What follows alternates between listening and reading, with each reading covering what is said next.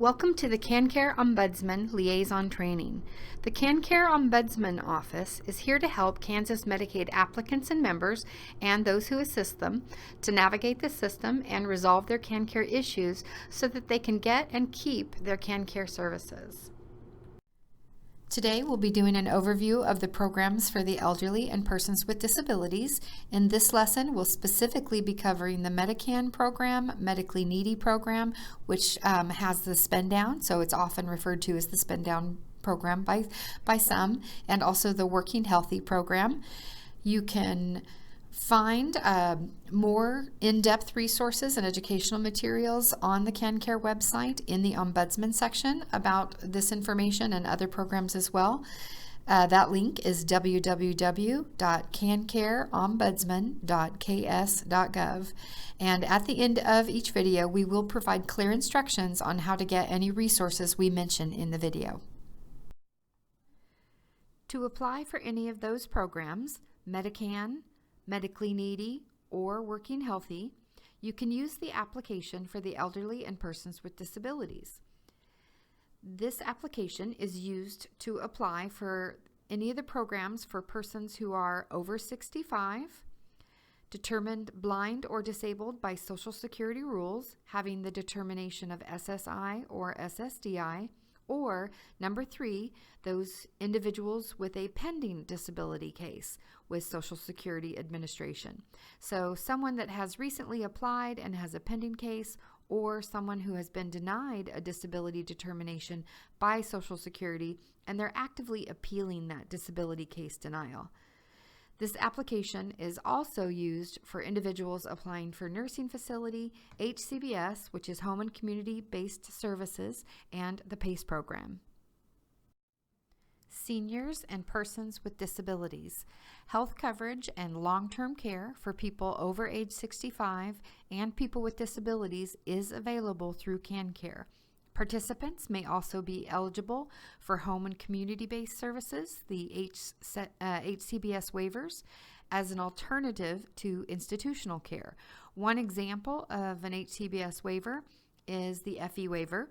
Instead of living in a nursing home and receiving services there, as an alternative, you're able to live in your own home and receive services in your own home. KanCare can be used in conjunction with private insurance and or Medicare benefits.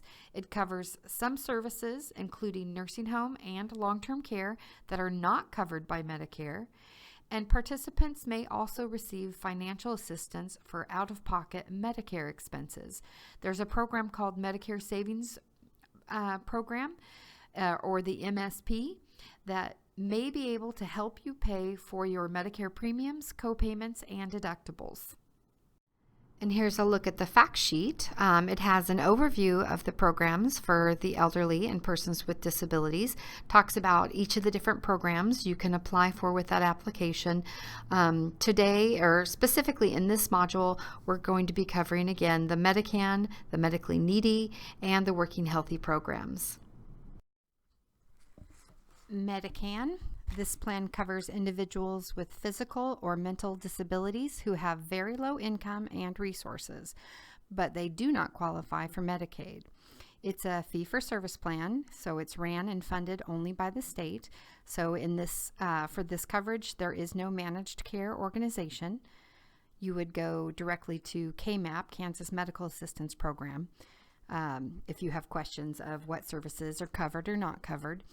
Where normally with the other Medicaid programs, you would go to your MCO, your managed care organization, with those questions. Overall, the scope of services covered by MediKan is similar to that covered by Medicaid, but a number of restrictions and limitations do apply. In other words, MediKan covers fewer services than Medicaid does, and it also pays less toward those benefits and services to the provider than Medicaid would. So in general, MediKan pays on most things that Medicaid pays on, except it won't pay toward HCBS or long-term care coverage or drug rehab, certain prescriptions.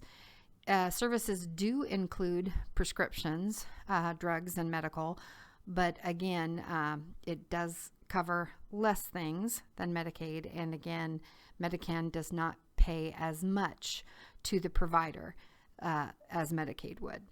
Again, if you have questions about a certain item in mind and you want to know if that's going to be covered or not, you would contact KMAP, which is Kansas Medical Assistance Program. The consumer can contact KMAP at 1-800-766-9012. Again, that's 1-800-766-9012. If a provider wants to contact KMAP to see if something will be covered or not, they would contact 1-800-933-6593. Again, the provider number for KMAP is 1-800-933-6593. Let's look at the fact sheet on the MediKan program. If you apply for KanCare, your eligibility for MediKan will be determined automatically. However, to be potentially eligible for MediKan, you must have a pending disability case with Social Security. So either a recent application for Social Security disability, or you've been denied that and you are actively appealing that recent denial. Of course, you would also mark on your KanCare application that you have a disability, and you must also submit proof of that pending Social Security disability case with your KanCare application. If you don't submit that, they can't see that, and you would get denied because they won't be able to see that you have a pending disability case unless you submit proof of that. So be sure to submit that with your KanCare application. What type of documentation is considered proof of a pending disability case with Social Security? You could either send a copy of your appointment letter or a copy of the appeal with Social Security for recently denied disability determination, or just something from your most recent mail from the Social Security office that shows you have a pending disability case. Also, persons may only receive MediKan for a maximum of 12 months, and that's a lifetime maximum of 12 months. So even if your disability exacerbates or you have a new and different disability, you wouldn't be able to get MediKan again if you've already received it for the 12-month period. It's just a one 12 months in a lifetime maximum.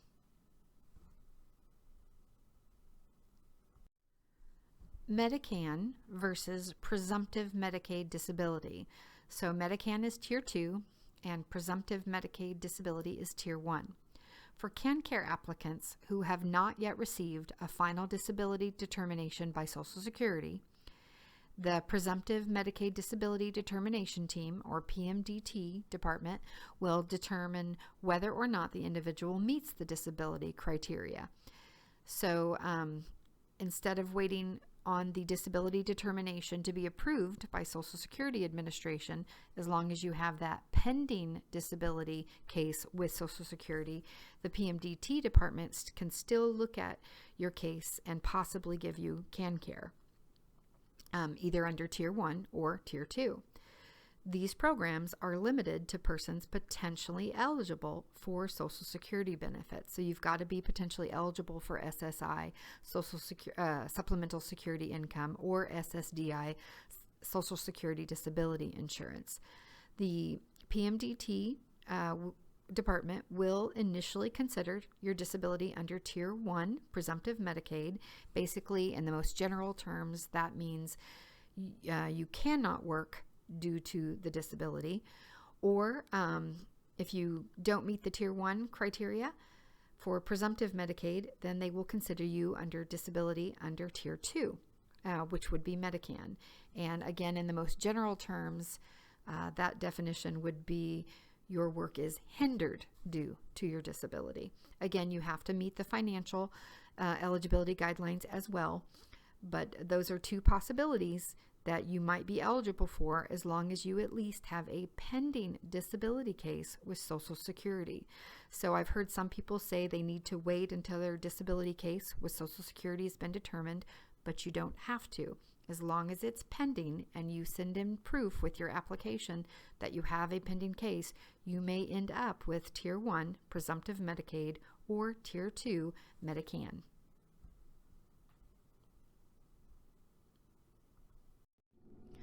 More KanCare programs. Additional medical assistance programs. The KanCare program also offers coverage to people who have income over the maximum income level allowed for Medicaid eligibility. These individuals must pay a share of the cost of their medical bills in the forms of a deductible, a monthly premium, or a monthly cost share. These are cost share programs, and they include Medically Needy. That's the only program that has an actual deductible. Okay, they call it a Spenddown, and it's like a deductible. There's the Working Healthy program that actually does have a monthly premium. So I think only a couple of programs for KanCare actually have a monthly premium, and that's CHIP, which is one of the children's program, and this Working Healthy program. It's an actual monthly premium where you write a check to KDHE for your monthly premium so that you can continue your services.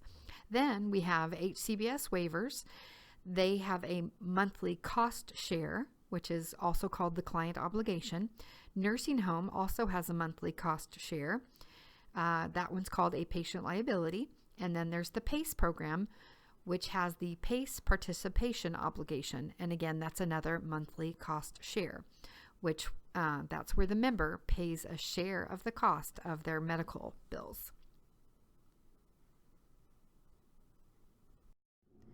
We're now going to make our way down the list of programs that you'll see listed on the front of the application for the elderly and persons with disabilities. We're going to start with the Medically Needy program. The Medically Needy program. This program is for individuals who don't qualify for Medicaid, but they're going to qualify anyway because they have these consistently high medical bills that will likely impoverish them without the state's assistance. They are Medicaid eligible with a Spenddown, which is basically you're Medicaid eligible but with a deductible. That deductible is calculated based on your income, so it's unique to everybody, and sometimes that can mean a very high deductible. So remember, it's an alternative program that you're put into because you're not eligible for any of the other KanCare programs.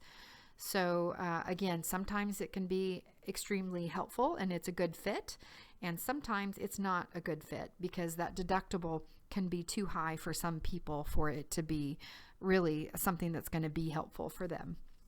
So let me give you a couple examples that it really would be very helpful for, even if you ended up with a very high deductible. Let's say somebody makes too much money to qualify for Medicaid, and then they get in a car accident. They've got 20 surgeries lined up. Well, that could be extremely expensive medical debt, and having a high deductible and being responsible for that deductible amount or spend down amount would probably be preferable to paying the 100% of the amount due to that medical debt.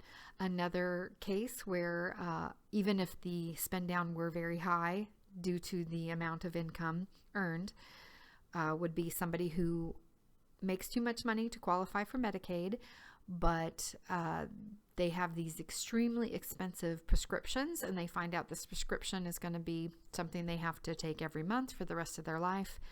Again, very expensive. It's probably better to have a deductible that you're responsible for rather than 100% of the medical debt. You would just be responsible for the spend down amount, and then as long as it's a covered service, the state would pay the remaining amount. So the Medically Needy can be extremely helpful in certain cases. And next we'll talk about some other reasons why you might end up on the Medically Needy program.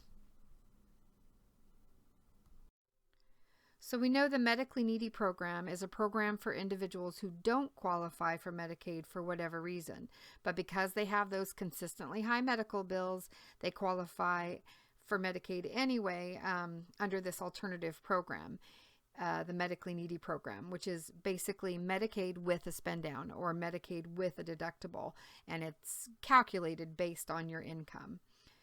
There are 4 categories of people that are potentially eligible for the Medically Needy program: children under 19, pregnant women, persons with disabilities, and those who are 65 and older. Again, some examples of how someone might end up with this program. Let's look at the first two there, children under 19 or pregnant women. There are specific programs for children under 19, and there is a specific Medicaid program for pregnant women. But if you're over the income for those, you don't qualify for those. Those have strict income guidelines. So, but you could still alternatively be eligible for the medically needy program, even if you were over income on those programs. A person with disabilities, for example, who may qualify for an HCBS waiver, but then they have to be on the wait list. Some HCBS waivers out there have wait lists, and if you get on that wait list, you can't start receiving services until your spot opens up on the wait list. So rather than just not receiving any services while you're waiting on the wait list, KDHE could go ahead and find you eligible for the medically needy program in that interim. So you wouldn't go without any services. You'd have services, but with a deductible. And then let's look at the last one, age 65 and over. Let's say the applicant is over the age of 65, but they don't actually have the need for nursing facility coverage, or they don't have the need for HCBS coverage for somebody coming into their home and helping them, with everyday living activities. They could still be eligible for the medically needy program, even though they don't have a need for those other programs. So again, this is an alternative program that you end up with if you don't fit with any of the other programs.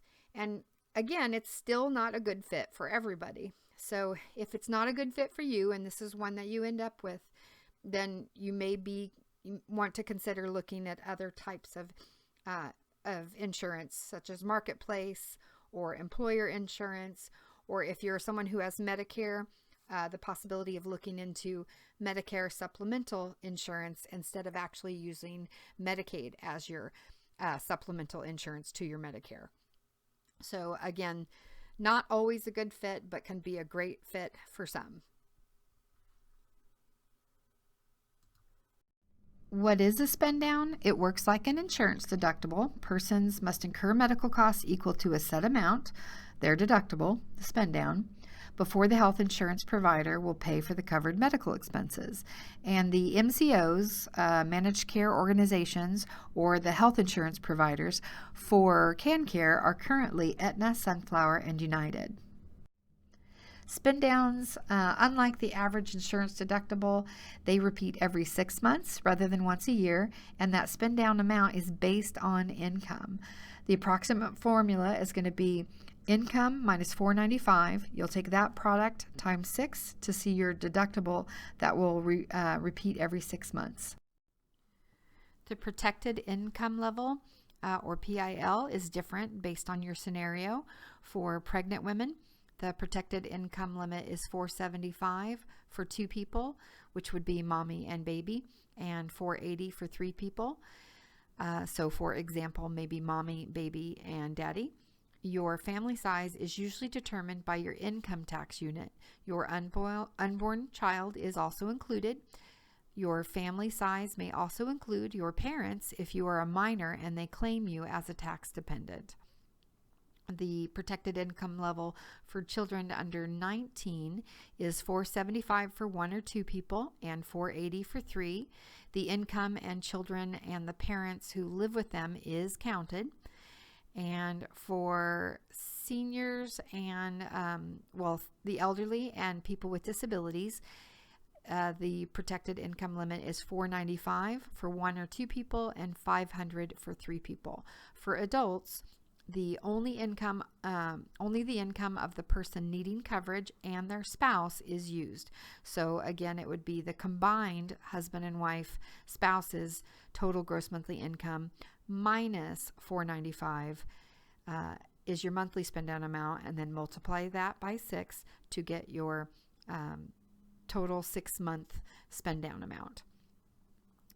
Extra deductions from income are given for earned income.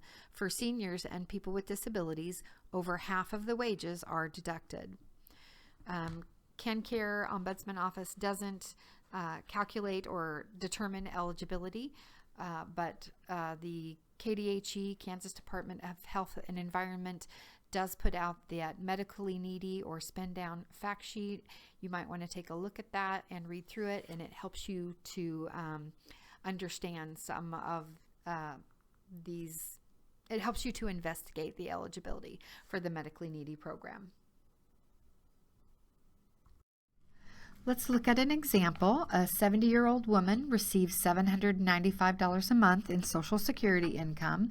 So we take that income minus $495, which is the protected income level, which is $300, and then that times 6 to get the $1,800 total spend down, which is her 6-month deductible amount. She applied for medical assistance on June 2nd, so her 6-month deductible period would be between June and November. And that full deductible amount is going to have to be incurred in medical costs before KanCare starts paying. So just like any other insurance deductible, just that this insurance deductible will repeat every 6 months. So for most KanCare programs, including the medically needy program, members may have other health insurance as well as Medicaid. So for example, someone may have Medicare, private insurance like Blue Cross Blue Shield, and also have Medicaid. So in these cases, Medicaid is always going to be the payer of the last resort. So how would that work in a scenario like we have here? Let's say someone gets a $900 medical bill from their provider, and Medicare pays $700 of it, and Blue Cross Blue Shield pays $180 of it. Well, that's $20. That's an actual cost to the member. That amount will be applied toward their spend down. So she will have be $20 closer to reaching that deductible amount. The reason it's only the $20 is because that is the only actual cost that the member incurred. So that's what's applied to the spend down. Another example is Joe. Let's say Joe makes $800 a month in Social Security disability insurance income. We take the $495 protected income level from that, and that's $305 times 6 to get his total deductible amount for the 6-month period, which would be $1,830. So Joe makes $800. He must incur at least $1,830 in medical costs before KanCare starts paying for covered medical expenses, because that's his deductible amount, and that deductible will renew every 6 months.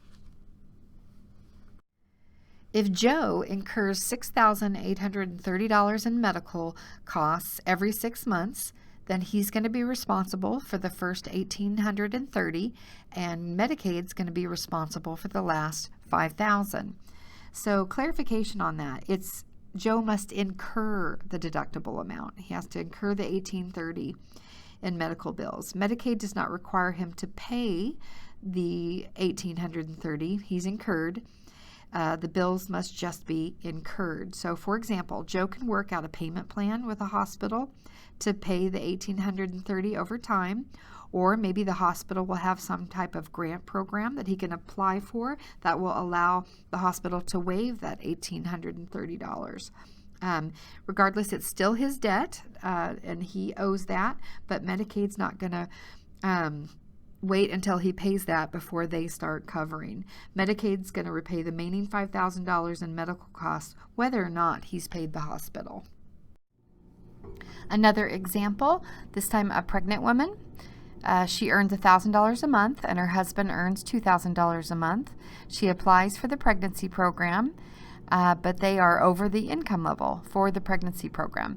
So she is found eligible for the medically needy program.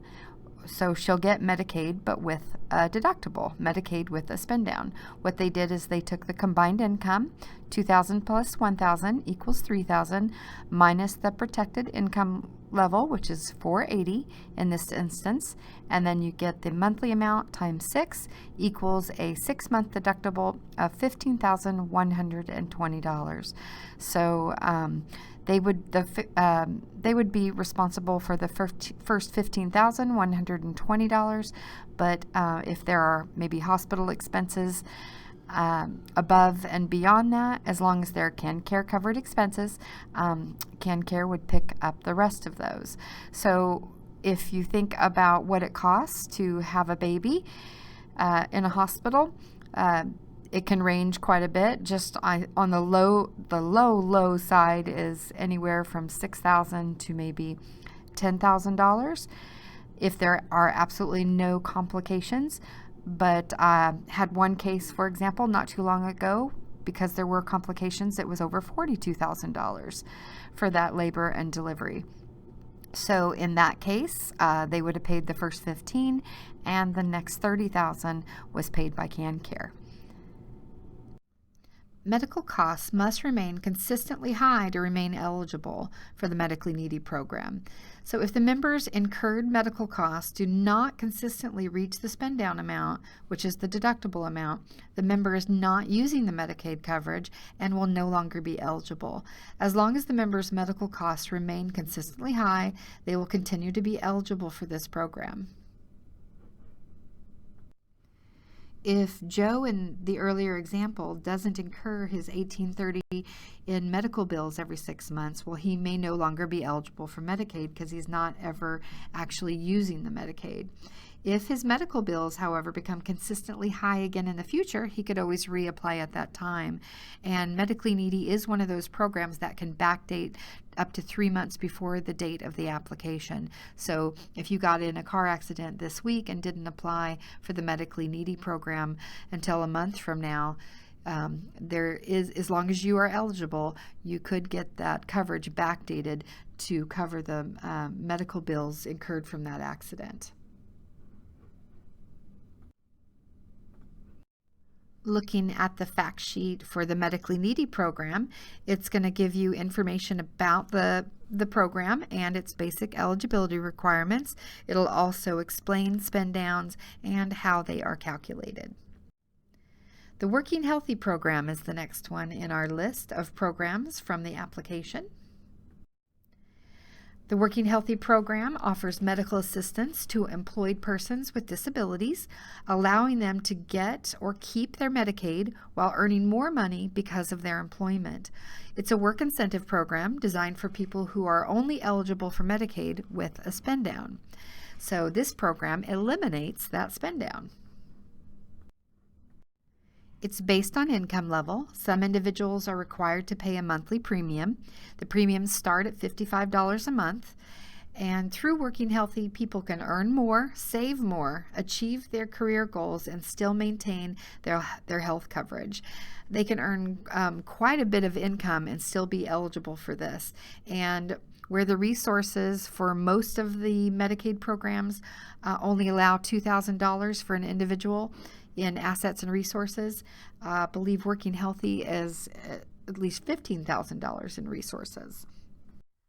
To qualify for Working Healthy, a person must be no younger than 16 and no older than 64, be employed, earning more than $65 per month, federal minimum wage or better, FICA withholding from wages or pay SECA if self-employed, have countable resources and assets up to $15,000. Most KanCare programs with an asset limit, the asset limit is $2,000 for an individual, so $15,000 as an asset limit. It does allow you to save more money and still get your KanCare. A person must have a disability determined by Social Security with a determination of SSDI, Social Security Disability Insurance. You cannot be an SSI recipient and receive Working Healthy. If you are an SSI recipient, generally KanCare Medicaid is free. You don't have any spend down, and you don't have a client obligation or those types of things.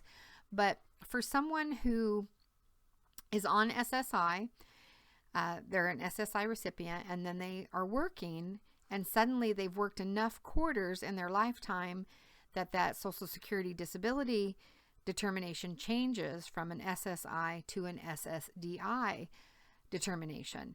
And someone with SSDI is now paying a share cost of their Medicaid. They're either paying a client obligation, for example, if they have HCBS, or if they have Medically Needy, they're paying a spend down. So this is a really good, helpful program for someone who has had SSI, but they've worked themselves right onto SSDI, and they're now paying a spend down. The Working Healthy program can help them get rid of that spend down. You also cannot be living in a nursing facility. You cannot be receiving HCBS or home and community-based services. So if the individual would be eligible for either the intellectual developmental disability waiver, the IDD waiver, or the physical disability or PD waiver, or the BI waiver, the brain injury waiver, but they want to be on Working Healthy, there's a similar program they could apply for called Work. So again, if you're on one of those three waivers, and which means you have HCBS services, you would need to drop the HCBS service and get on the Working Healthy program instead. And then once you're on that Working Healthy program, you might be eligible for the program called Work. Okay, in order to get the Work program, you have to be on Working Healthy. You can't be on HCBS. And I believe you can try that alternative pathway out risk-free, and if it doesn't work for you, you can then get back on HCBS. And this is also a really good potential thing that's available for someone who is on a wait list. Let's say they are found functionally eligible for the IDD waiver or the PD waiver, but there's a wait list before they can start receiving their services. Possibly they could get on the Working Healthy program while they're waiting and then get on that Work program. They may find out they like that program instead and they want to stay on it, or they can get back, if they don't like it, they can get back off of it and get back on that wait list in the same spot that they were. They don't lose where they were on the wait list. So those are all possibilities. The Working Healthy Benefits Specialists, these experts can explain program eligibility. They can talk to you about the Working Healthy program. And again, if you're someone who was either on HCBS or on a wait list for HCBS, the IDD, PD, or BI waivers, and you're interested in the Working Healthy program and the Work program as maybe a different alternative for you, the Working Healthy Benefits Specialists are who you'd talk to about that.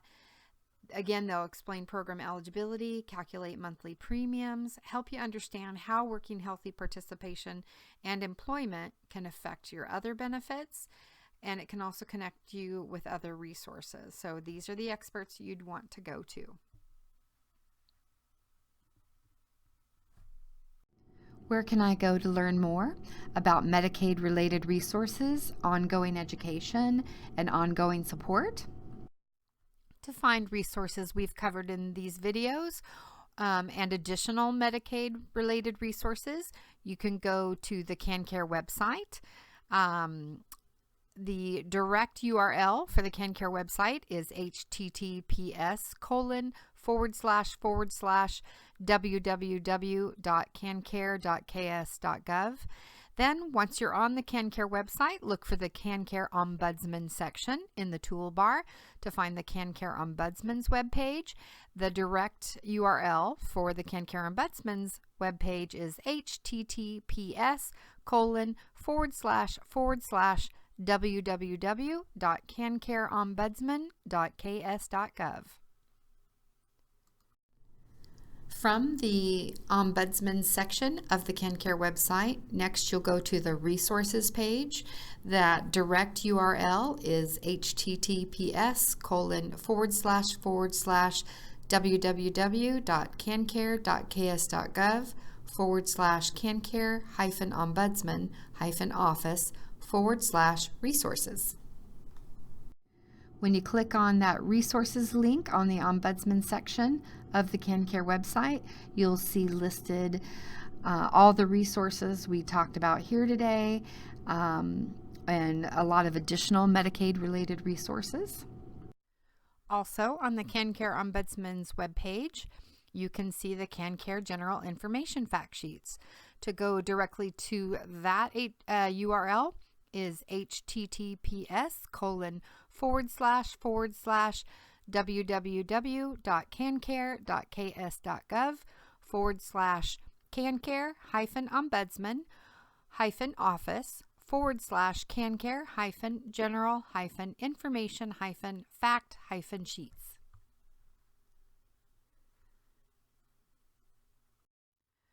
when you click on that KanCare General Information Fact Sheets, here is an example of the page you'll see. Of course, we're constantly updating this and updating the information that's there and also adding more.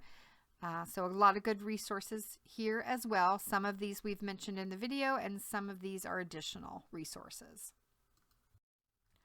Also on that KanCare Ombudsman webpage, you can look for the community training link in the drop-down menu.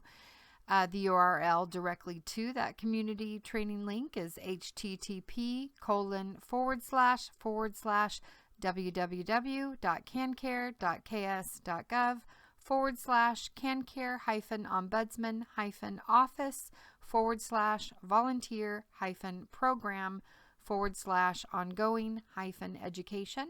There will be videos.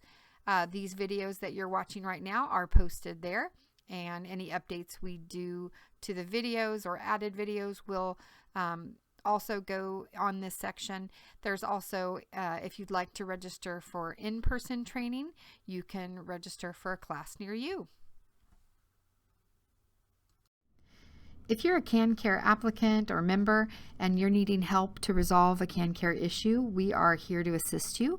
Also, if you're a provider assisting someone or a family member or a neighbor and you're trying to help a KanCare applicant or member, we are here to help you also. Give us a call. Our toll-free number is 1-855-643-8180.